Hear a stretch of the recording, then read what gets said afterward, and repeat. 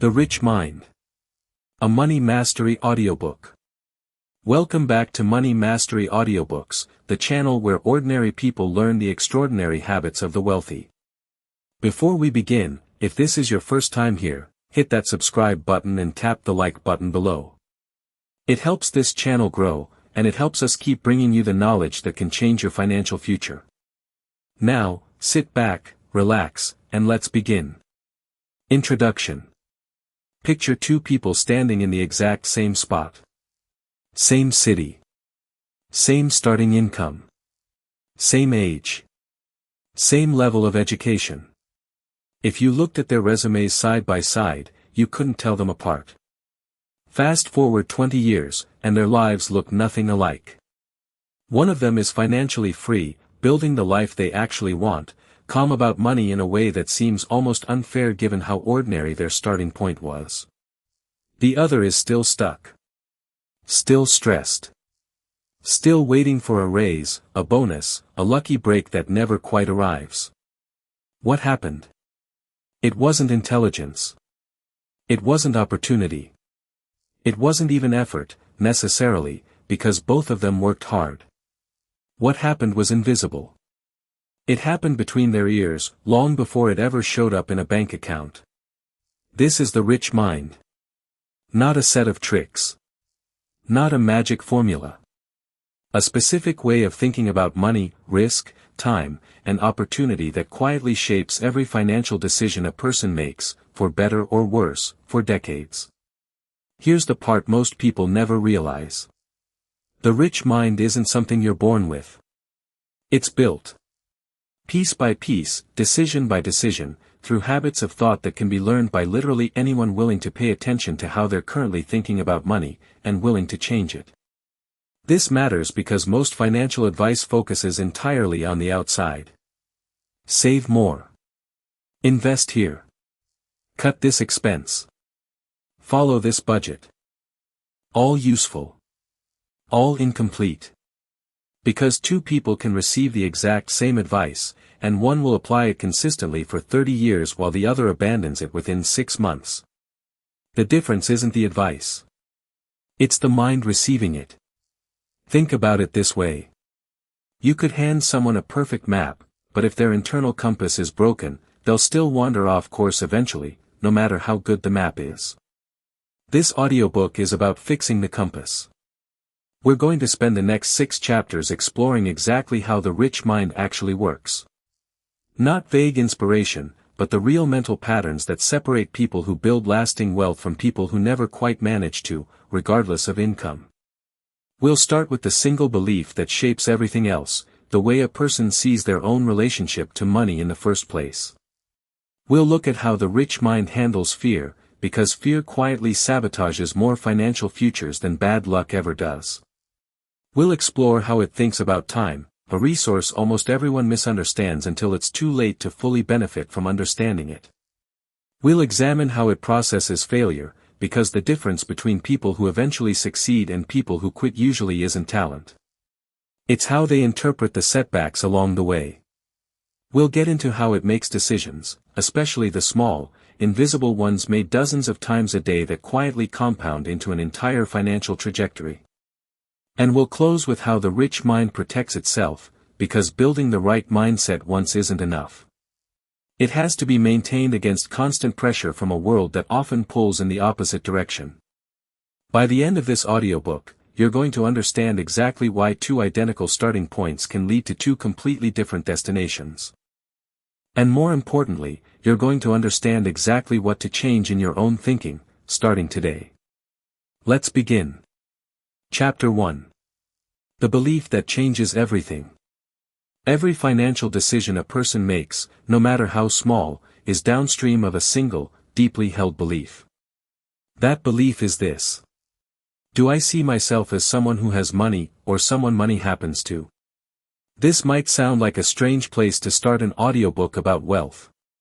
But stay with it, because this single belief, often held completely unconsciously, shapes almost everything that follows.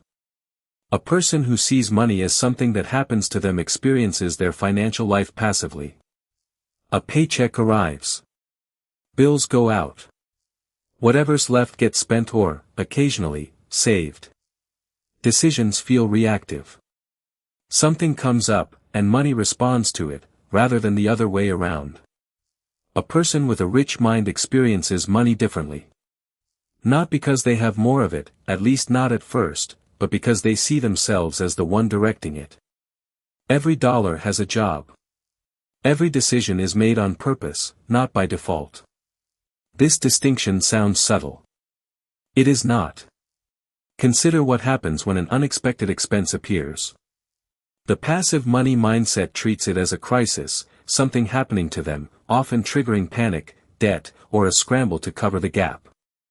The rich mind treats the same event as a problem to be solved, drawing from resources, like an emergency fund, that were deliberately built in advance precisely for this purpose. Same event.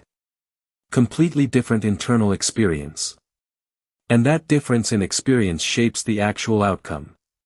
Where does this belief actually come from? Almost always, it traces back to childhood, absorbed long before a person consciously understood what money even was. Children don't learn about money primarily through explanation. They learn through observation, watching how the adults around them talked about money, argued about money, avoided talking about money, or handled it with either confidence or anxiety. A child who grows up hearing, "We can't afford that," repeated constantly, without any accompanying explanation or plan, often absorbs a belief that money is scarce, unpredictable, and something to be feared rather than directed. A child who grows up watching adults make deliberate financial decisions, even modest ones, discuss trade-offs openly, and treat money as something to be planned around rather than panicked over, often absorbs a very different foundational belief. Neither childhood determines a person's financial future. But it does tend to set the starting point for this core belief, the one that then quietly influences every decision that follows, unless it's deliberately examined and, if necessary, rebuilt. This is genuinely good news, even for someone who recognizes the passive, reactive belief pattern in themselves right now. Because if this belief was built through repeated observation and experience, it can also be rebuilt the same way, through new, repeated experience, applied deliberately rather than left to chance. The rebuilding process starts with something surprisingly simple. Language. Pay attention, honestly, to how you talk about money, even in your own head. Do you say, "I can't afford that," a phrase that closes the conversation entirely? Or do you ask, "How could I afford that," a phrase that opens a door toward planning, even if the honest answer is currently, "Not right now, but here's what would need to change." This isn't about positive thinking replacing honest financial reality. A rich mind is not in denial about limited resources. It's about how those limited resources get processed mentally. As a wall, or as a puzzle. A second rebuilding practice involves deliberately taking ownership of small financial decisions, even ones that feel too minor to matter. Every time you make a financial decision on purpose, rather than by default or out of habit, you reinforce the belief that you are the one directing your money, rather than the one being directed by it. This might mean consciously choosing to redirect a small amount toward savings instead of an impulse purchase. It might mean actually reading a bill before paying it automatically, catching an error or an unnecessary charge that had been quietly draining money for months. None of these individual actions are large.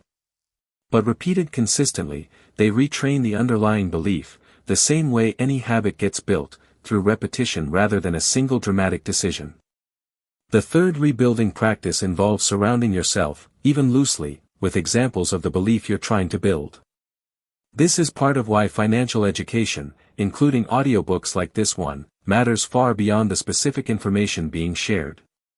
Consistent exposure to people thinking deliberately about money, making intentional decisions, and treating their finances as something within their control, gradually shifts what feels normal.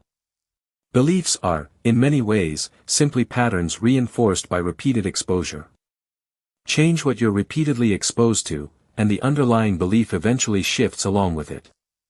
By the end of this chapter, there's one question worth sitting with honestly. Right now, in your own financial life, are you directing money, or is money directing you? Whatever the honest answer, that answer is simply your current starting point for the belief this entire chapter is about. Not a permanent verdict. A starting point. Chapter 2. How the Rich Mind Handles Fear. Fear is not the enemy of wealth. Mishandled fear is. This distinction matters enormously, because so much financial advice treats fear as something to simply overcome or ignore, when in reality, fear serves an important function. It signals genuine risk. The problem isn't that fear exists. The problem is how most people respond to it once it shows up. The passive mind responds to financial fear in one of two ways, both of which quietly sabotage long-term wealth building. The first response is freezing. Fear of making the wrong decision leads to making no decision at all. Money sits uninvested for years, losing value to inflation, simply because acting felt riskier than doing nothing, even though doing nothing carried its own quiet, guaranteed cost. The second response is panic-driven overreaction. A market downturn triggers immediate selling, locking in losses that would have otherwise recovered given enough time. A single financial setback triggers a complete abandonment of an otherwise sound long-term plan. The rich mind processes the exact same fear differently, not by eliminating it, but by routing it through a different internal process entirely. The first shift involves separating fear from information. Fear is an emotional signal, but it isn't automatically an accurate one. A rich mind learns to ask, when fear shows up around a financial decision, what specifically am I afraid of, and is that fear based on actual information, or simply on discomfort with uncertainty itself? This distinction matters because uncertainty is a permanent feature of every financial decision, including the decision to do nothing.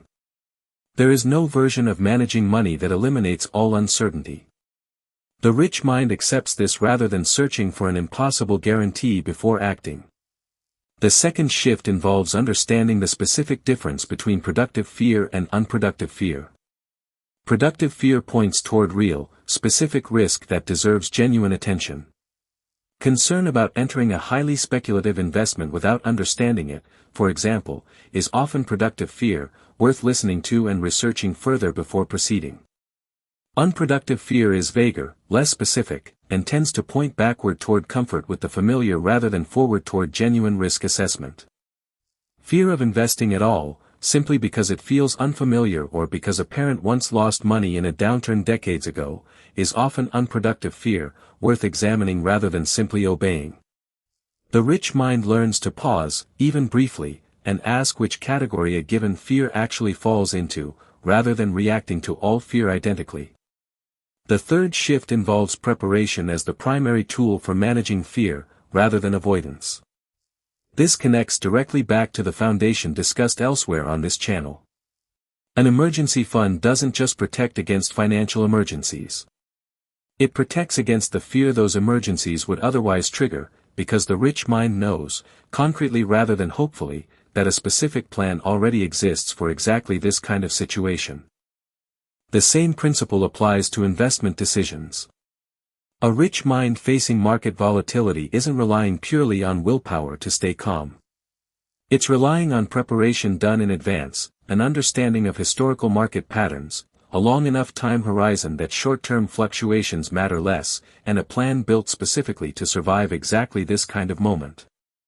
Fear feels far less overwhelming when it arrives and finds a plan already waiting for it, rather than arriving into a complete vacuum where every decision has to be made from scratch, under pressure, in the moment.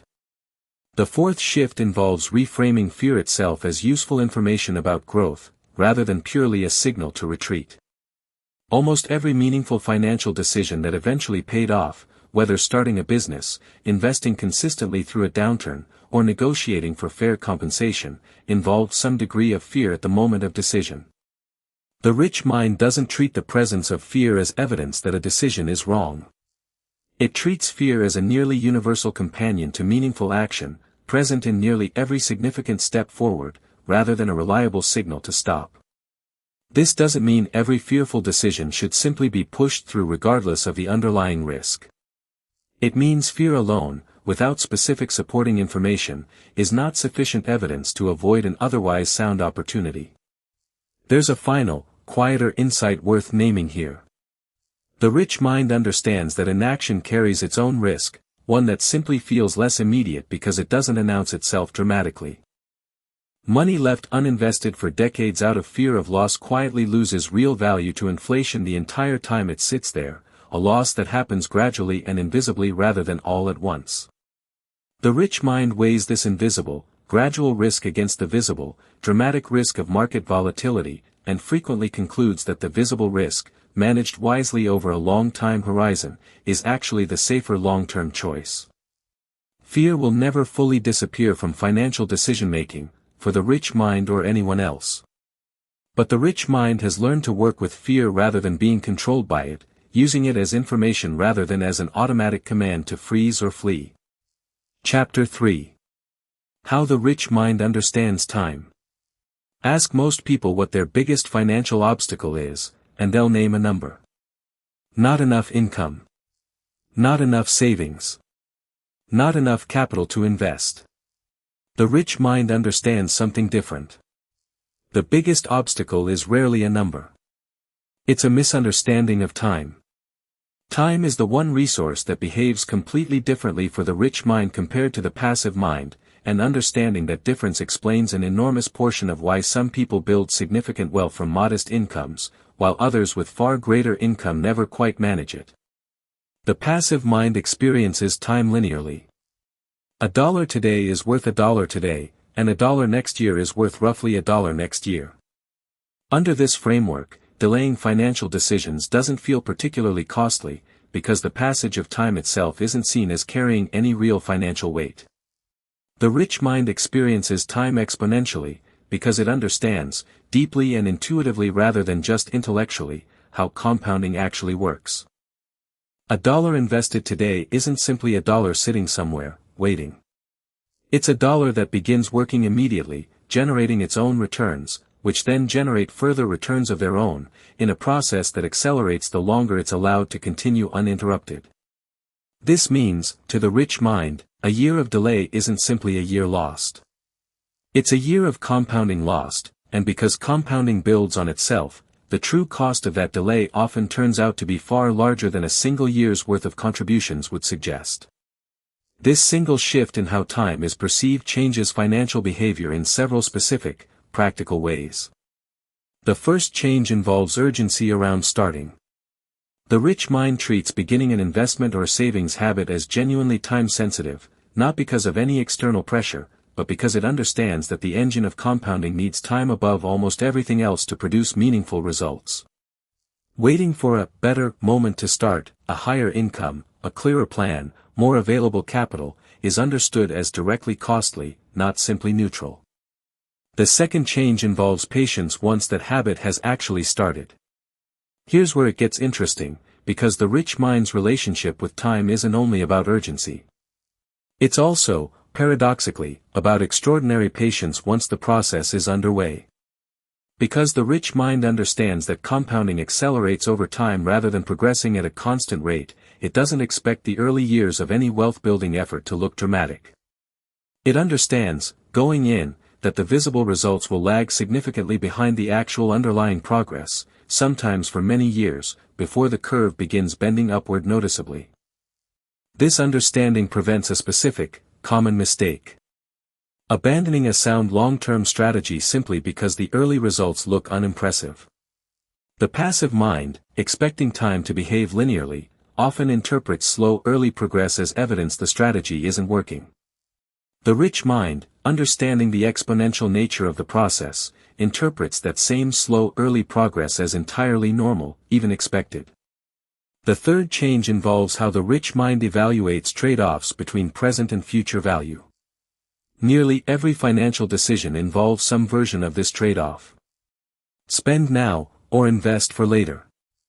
The passive mind tends to weigh these options as roughly equivalent choices between two similar amounts, present versus future. The rich mind weighs them very differently, understanding that $1 redirected toward long-term investment today may represent a meaningfully larger amount decades from now, once compounding has had time to work. This doesn't mean the rich mind never spends on present enjoyment.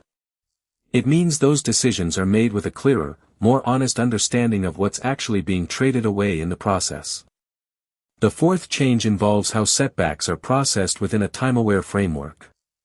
A financial setback that might feel catastrophic when viewed through a short, linear lens often looks meaningfully different when viewed through a longer, exponential one. A market downturn lasting a year or two, devastating in the moment, tends to look like a minor blip when viewed across a 30-year investment horizon. Perhaps the clearest way to summarize this entire chapter is this. The passive mind asks, what can I do with my money right now? The rich mind asks, what can my money become, given enough time? That single shift in framing, applied consistently across years and decades, is responsible for a significant portion of the gap between people who build lasting wealth and people who never quite manage to, regardless of how similar their starting incomes might have been. Chapter 4. How the rich mind processes failure. Nobody builds significant wealth without encountering failure along the way. Not occasionally. Repeatedly. A business idea that doesn't work. An investment that loses value. A negotiation that ends in a firm no. A side venture that quietly fades out after months of effort with little to show for it. The difference between people who eventually succeed and people who eventually quit almost never comes down to how much failure they experienced. It comes down to how their mind processed that failure once it happened. The passive mind tends to process failure as identity information. A failed attempt doesn't just mean this particular approach didn't work. It gets internalized as evidence about who the person fundamentally is. I failed, therefore I am someone who fails at this kind of thing. Once failure gets processed this way, the natural next step is retreat. If failure reveals something permanent about your own capability, the safest response is to avoid situations where failure might happen again, which quietly closes off exactly the kind of calculated risk-taking that wealth building often requires. The rich mind processes the exact same failure completely differently. Not as identity information, but as data. This particular approach didn't work, under these particular conditions, for these particular reasons. That's it. No broader verdict about permanent capability. Simply information to be examined, understood, and applied toward the next attempt. This distinction sounds subtle in description, but it produces dramatically different behavior in practice. A person processing failure as identity tends to stop after a small number of attempts, because each failure feels increasingly confirming of some permanent limitation. A person processing failure as data tends to keep going, because each failure simply refines their understanding of what does and doesn't work, without threatening their fundamental sense of capability. This is precisely why so many successful entrepreneurs, investors, and business builders describe multiple significant failures before their eventual breakthrough. Not because failure is somehow good in itself, but because their mind was processing each failure in a way that allowed continued attempts, rather than the kind of processing that leads to permanent retreat after the first or second setback. There's a specific mental practice worth understanding here, one the rich mind tends to apply, consciously or not, immediately following any significant financial setback. The first step is separating the outcome from the decision-making process that led to it. A poor outcome doesn't automatically mean the decision was poorly made, and a good outcome doesn't automatically mean the decision was wise. Sometimes reasonable, well-researched decisions produce disappointing results due to factors genuinely outside anyone's control. Sometimes reckless, poorly considered decisions happen to produce good results through pure luck. The rich mind evaluates the quality of the decision-making process somewhat separately from the outcome itself, asking specifically whether the process that led to a poor outcome was actually flawed, or whether a reasonable process simply encountered an unfavorable result this particular time. This distinction matters because it determines what actually gets adjusted going forward. If the process itself was flawed, that process needs genuine revision before the next attempt. If the process was reasonable but the outcome was simply unlucky, the process itself may not need significant change at all, only continued patient application. The second step involves extracting something specific and useful from every significant failure, rather than simply moving past it without examination. This doesn't mean dwelling on failure indefinitely. It means a brief, honest period of reflection, asking specifically what can be learned, what would be done differently, and what genuinely valuable information this experience provided that wasn't available before attempting it. The third step involves recognizing that avoiding all possible failure is not actually a viable long-term strategy for building wealth, because calculated risk inherently carries some probability of individual failures along the way, even when the overall strategy is sound. The rich mind doesn't expect a perfect record. It expects a favorable overall pattern, built from many individual attempts, some of which will fail, evaluated across a long enough timeline that the successful attempts meaningfully outweigh the failed ones. This reframing removes an enormous amount of pressure from any single decision. If failure is expected, in some proportion, as a normal part of the overall process, no single setback needs to feel catastrophic or identity-defining. It's simply one data point within a much larger pattern still being built. There's a final piece worth naming clearly. The rich mind treats failure very differently depending on whether it resulted from a decision genuinely outside a person's control, or from a decision within their control that could realistically be improved next time. Blaming external circumstances entirely, even when they genuinely played a role, tends to prevent useful learning, because there's nothing to actually adjust going forward. Taking complete personal blame, even when external circumstances genuinely mattered, tends to trigger the identity-based processing this chapter opened with, the kind that leads to retreat rather than continued, informed attempts. The rich mind aims for something in between.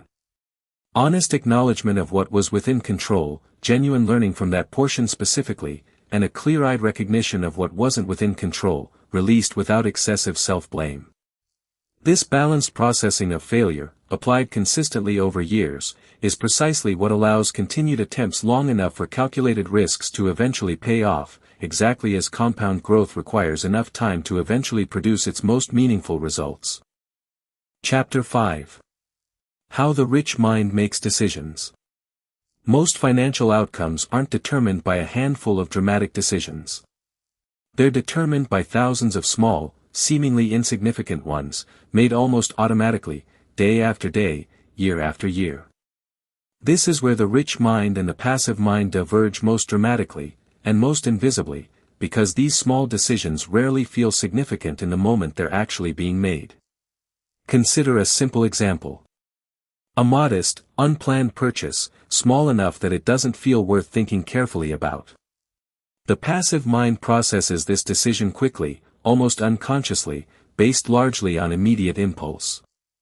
It's a small amount, it won't matter much either way, and thinking too carefully about small purchases feels unnecessarily restrictive. The rich mind processes the same decision differently, not necessarily by refusing the purchase, but by briefly running it through a simple internal filter. Does this align with what I'm actually building toward, or is this simply reactive? This filter operates quickly, often in a matter of seconds, and it doesn't necessarily produce a different answer every time. The rich mind absolutely still makes small, enjoyable purchases regularly. But the decision is made consciously, rather than by pure default, and that distinction, repeated across thousands of small decisions over years, produces a meaningfully different financial trajectory. Why do these small decisions matter so much more than their individual size would suggest? Because of a principle explored elsewhere on this channel. Compounding doesn't only apply to investments. It applies to habits and behavior patterns as well. A small decision made consciously, aligned with a larger goal, repeated consistently, compounds into significant progress over time. A small decision made reactively, misaligned with any larger goal, repeated just as consistently, compounds into significant drift away from that same goal, even though no single instance felt consequential on its own. The rich mind understands this intuitively, which is why it treats small, repeated decisions with a level of attention that might seem excessive to someone thinking purely in terms of any single decision's individual size. There's a specific practical framework worth understanding here, one that helps explain how the rich mind navigates decisions without becoming paralyzed by excessive analysis over every minor choice. The first element of this framework is pre-deciding, wherever possible, rather than deciding fresh each time a similar situation arises. This connects directly to the budgeting and automation principles discussed elsewhere on this channel. A rich mind that has already decided, in advance, what percentage of income moves towards savings and investment before it ever reaches a spending account removes the need to make that same decision, under potential temptation, every single month. Pre-deciding removes an enormous amount of decision fatigue from financial life, freeing up mental energy for the decisions that genuinely benefit from careful, individual consideration. The second element is applying proportional attention, matching the amount of consideration given to a decision with its actual significance, rather than treating every financial decision with either uniform excessive caution or uniform excessive carelessness. A small, occasional purchase deserves a quick, almost automatic check against the internal filter mentioned earlier, not extensive deliberation. A major decision deserves genuinely careful research and consideration, proportional to its actual long-term impact. The rich mind calibrates this proportionality fairly naturally over time, largely because it's operating from the clear underlying belief discussed in Chapter 1, that it is actively directing its money rather than being passively directed by it. That underlying orientation makes proportional attention feel natural rather than effortful. The third element involves decision-making under uncertainty, which describes nearly every meaningful financial decision to some degree, since complete certainty about outcomes is rarely available in advance. The rich mind doesn't wait for complete certainty before acting, understanding that this wait often carries its own significant cost, discussed at length in Chapter 3. Instead, it makes the best available decision based on the information currently at hand, while remaining genuinely willing to adjust as new information becomes available. This connects directly back to Chapter 4 as well. Because the rich mind processes failure as useful data rather than identity-defining evidence, it can make reasonable decisions under uncertainty without excessive fear of being wrong, understanding that being wrong occasionally is simply part of an overall sound decision-making process, rather than evidence that the process itself is fundamentally broken. The fourth element is consistency of decision-making criteria over time, rather than shifting the underlying framework based on recent emotional experiences. A person whose decision-making criteria shift dramatically after a single bad experience, becoming excessively cautious following one loss, or excessively aggressive following one unusually good outcome, tends to produce inconsistent, reactive financial behavior over time. The rich mind aims for a stable, well-reasoned set of decision-making principles, applied consistently regardless of recent emotional highs or lows, adjusted only when genuinely new information warrants a real reconsideration. Taken together, these elements explain something important about how the rich mind actually operates day to day. It isn't constantly engaged in intense, effortful financial analysis. Quite the opposite.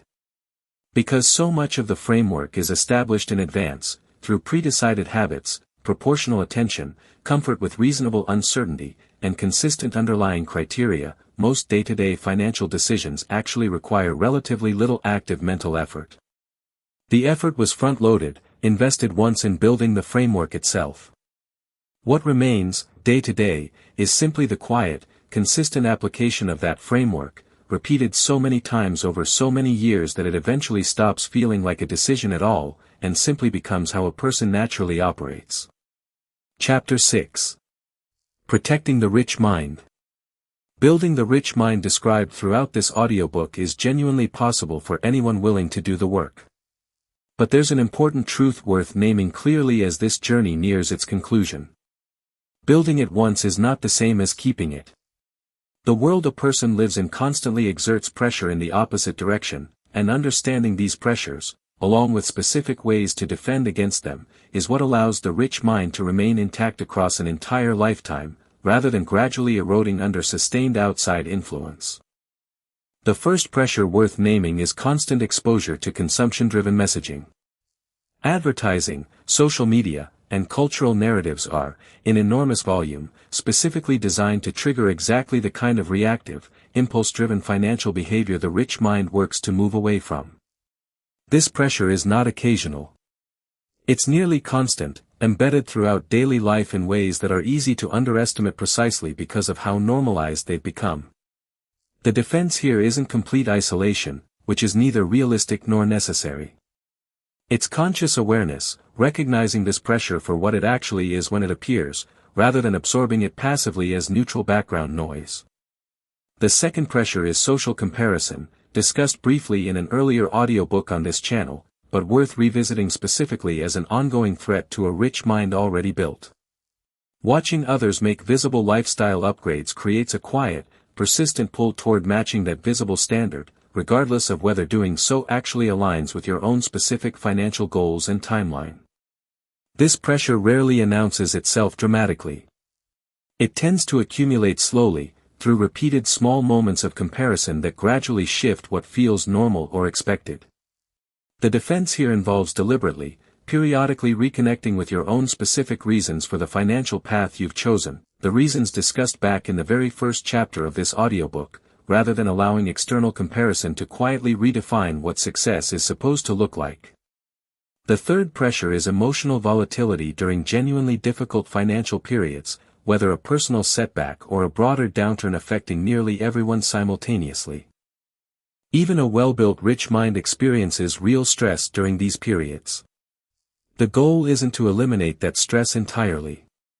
The goal is preventing it from triggering a complete abandonment of the underlying framework built over years.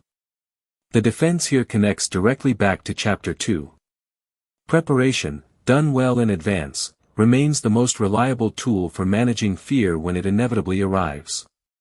The fourth pressure is success itself, somewhat counterintuitively. As financial position genuinely improves, a different kind of pressure tends to emerge, the temptation to relax the very habits responsible for that improvement in the first place. Lifestyle inflation is one direct expression of this pressure, but it extends beyond spending alone into a general loosening of the discipline that built the rich mind to begin with. The defense here involves treating the rich mind as an ongoing practice rather than a project with a completion date. The habits of thought explored throughout this audiobook don't become unnecessary once a certain level of financial success arrives. If anything, they matter more at that stage, because there's more at stake, and more opportunity for old reactive patterns to quietly creep back in slightly different forms.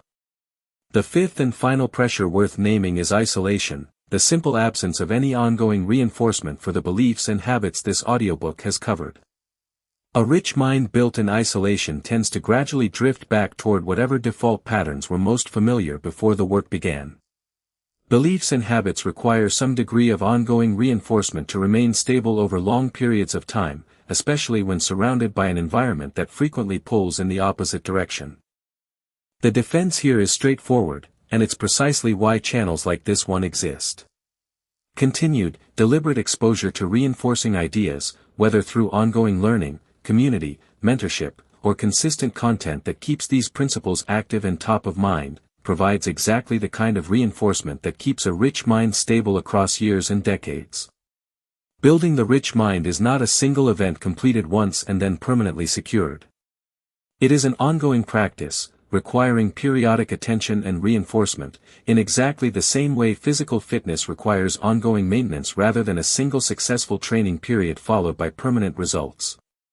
The good news is that this maintenance becomes easier over time, not harder, precisely because the habits and beliefs discussed throughout this audiobook become more deeply ingrained the longer they're practiced. What requires significant conscious effort in the early stages gradually becomes simply how a person naturally thinks, protected not by constant vigilance alone, but by the accumulated weight of years of consistent practice. Conclusion. We began this audiobook with two people standing in the exact same spot, and 20 years later, living entirely different financial lives. The difference was never external. It was internal, built quietly, decision by decision, inside the mind long before it ever showed up in a bank account. In Chapter 1, we explored the foundational belief that shapes everything else, whether a person sees themselves as directing their money, or simply being directed by it. In Chapter 2, we examined how the rich mind handles fear, not by eliminating it, but by routing it through preparation, information, and a clear understanding of productive versus unproductive concern.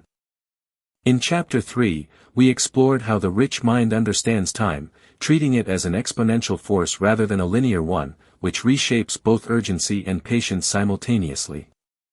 In Chapter 4, we looked at how the rich mind processes failure, as data rather than identity, allowing continued attempts rather than premature retreat. In Chapter 5, we examined how the rich mind makes decisions, particularly the thousands of small, seemingly insignificant ones that quietly compound into an entire financial trajectory over time. And in Chapter 6, we discuss protecting the rich mind once it's built, recognizing the ongoing pressures that constantly pull against it, and the specific defenses that keep it stable across an entire lifetime. None of this requires a certain starting income, a certain background, or a certain natural talent for numbers. It requires a willingness to examine how you're currently thinking about money, honestly, and a willingness to rebuild whatever parts of that thinking are quietly working against you. The rich mind is not something you either have or don't have.